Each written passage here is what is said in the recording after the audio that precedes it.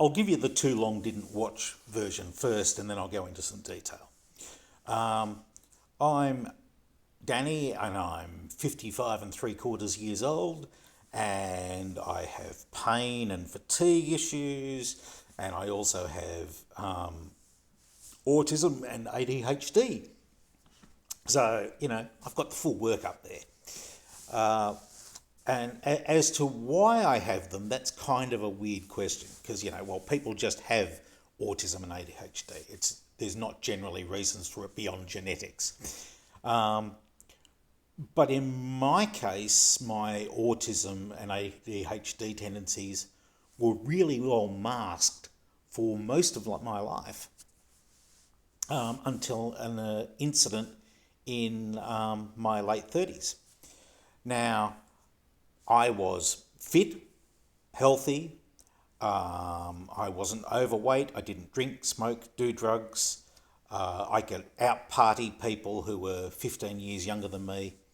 It wasn't an issue, right? I was the sort of person who could do run-a-thons without training. That tells you where I was at. And I had a 2-week-long basilar migraine. Now, basilar migraine means it's based around my brainstem.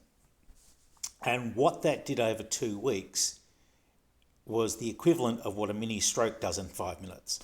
It did a certain amount of brain damage. Of course, the problem was because I was fit and healthy, and I had nothing that could lead doctors to wonder, to think in the direction of a stroke as a possibility, it took them about a year to figure out what had happened to me. And with any brain injury, and strokes are brain injuries, you need to start retraining the brain pretty much immediately. This didn't happen. In fact, I was told by one neurologist, who I still think was an idiot, that because I couldn't walk properly and I had no sense of balance and I had to walk on a walking stick and things like that, which was a hell of a change from what I had been like, that all I could do was rest in bed until they figured out what was wrong, which of course was the worst thing to do for my body. My legs just got progressively weaker and weaker. I ended up eventually cracking it before they figured out what was wrong with me and starting to go walking and jogging with my walking stick. Where we were living at the time, there were Buddhist monks, and they used to look at me with polite amusement as I went by, tripoding past with my walking stick. And I now have pain issues. I have cluster headaches. I get runs of headaches that will last for up to 2 months. I get gaps in them, but I can. It's actually worse than you can imagine, unless you're a cluster headache or migraine sufferer. The best way to sum up cluster headaches is if someone has a tendency to get cluster headaches and migraines, they're really relieved when they only get a migraine. And that's not taking anything away from migraine sufferers. It's just cluster headaches are that bad. They are nicknamed suicide headaches. So, I get cluster headaches, which knock the stuffing out of me. And I have fatigue issues. So I spend roughly half the year functionally disabled. I can't necessarily concentrate, I can't work on things, I can't hold a job, and I really miss working. For anyone wondering, no, I'm not on any sort of benefit. And that's not taking anything away from people who are on benefits, I'm just not. And there's reasons for that, but I can talk about that in another video. So there's all those things happening. And eventually we've discovered that I'm autistic and ADHD. Prior to the stroke, I had enough resilience and enough internal, mental resources to just cruise through. And the issues that really bother some autistics didn't particularly bother me. I only had a handful of meltdowns in my lifetime, which prior to realising I was autistic were real, what happened there? Why did I react like that? That was weird. And now I know I was having a meltdown.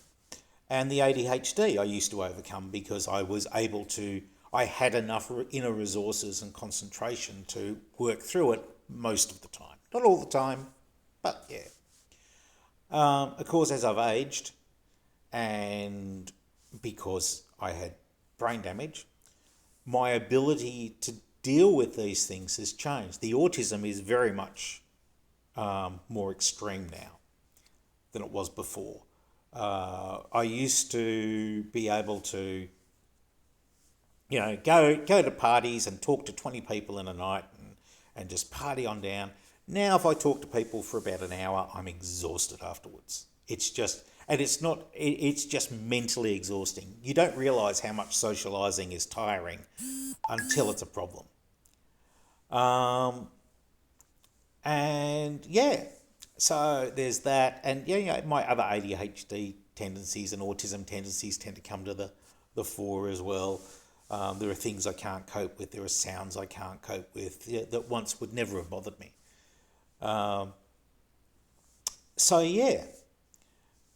That's my basic story, and it's why I don't get videos up. I tend to like to do things myself. I want to do it all myself, and it's not because I'm a control freak, though a tiny bit of me is.